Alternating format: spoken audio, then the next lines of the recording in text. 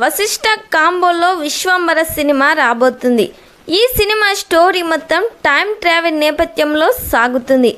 Bimbisara block buster movie తర్వాత వశిష్ఠ ఈ cinema చేయడంతో ఈ సినిమాపై మెగా ఫ్యాన్స్లో హైప్ అయితే మామూలుగా లేదు.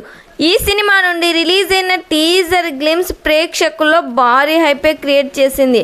త్వరలోనే ఈ సినిమా నుండి మరో ట్రైలర్ కట్ అయితే రిలీజ్ చేయబోతున్నారు. ఎంఎం కీరవాణి ఈ సినిమాకి సంగీతం అందిస్తున్నారు.